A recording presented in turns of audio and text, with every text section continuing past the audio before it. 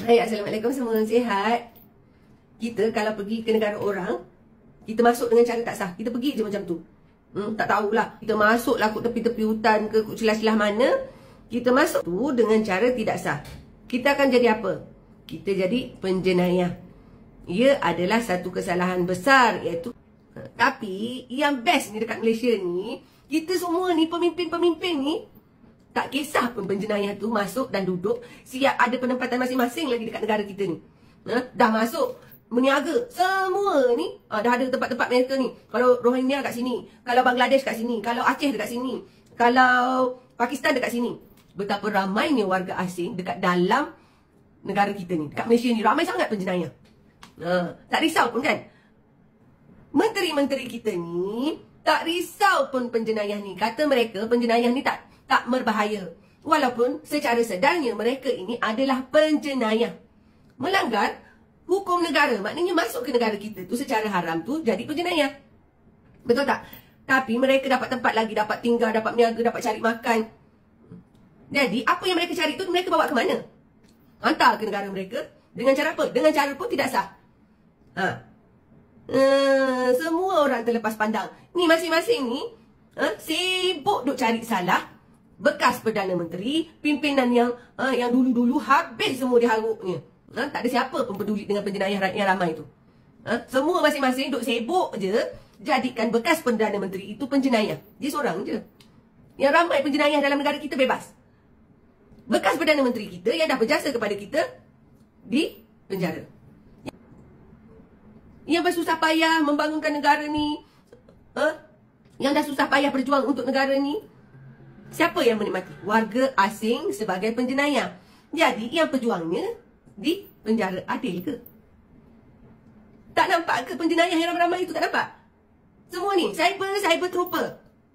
Sibuk duk serang bekas pemimpin. Tun M lah, Datuk Najib lah, itulah, semua duk serang, duk caci maki, guna perkataan-perkataan yang tidak-tidak. Duk sibuk serang yang satu tu. Takut sangat dengan yang satu tu. Yang ramai penjenayah sampai berjuta dalam negara kita ni. Tak ada pun siapa heran, tak ada pun siapa pelik. Padahal mereka inilah yang sebenarnya bawa semua apa kita punya ni, hak-hak negara kita ni, balik ke negara mereka. Sakau orang panggil. Tak sedar ke? Siapa yang penyakau yang sebenarnya? Siapa yang penjenayah yang sebenarnya? Elok duduk di negara kita menikmati. Pejuangnya? Yang dah bersusah payah semua ni menyediakan buat tu. Macam-macam ni mana? Sibuk duk rebut-rebut, duk kata itu, duk cari salah supaya disumbat ke penjara. Warga asing bebas pula duduk. Elok aje. Menteri-menteri tahu tak? Sekarang ni warga asing tu, penjenayah-penjenayah tu, yang dah ada ketua-ketua mereka yang dah lama-lama duduk, yang boleh berurusan immigration. Tapi kalau mereka sesama mereka pergi berurusan dengan immigration, boleh. Macam-macam boleh dapat, boleh duduk. Yang tak ada permit, ada permit. Betul tak immigration? Kakak-kakak, abang-abang immigration saya tanya, betul tak? Betul kan? Masing-masing boleh membuat duit di negara kita. Dah jadi penjenayah, boleh buat duit lagi. Jadi menghidupkan orang-orang mereka di negara kita. Tapi kita ni, yang rakyat-rakyat kita ni masing-masing sibuk duduk kata-mengata, yang ni duduk serang yang ni, cyber trooper yang ni duduk serang ni pemimpin, bekas-bekas pemimpin duduk serang kata-mengata, caci maki, semua ada. Bekas Perdana Menteri tu, berapa banyak dah jasa dia? Daripada arwah ayah dia berjasanya kepada negara Malaysia ni, kan? Kat mana dia sekarang? Dekat penjara. Dekat penjara.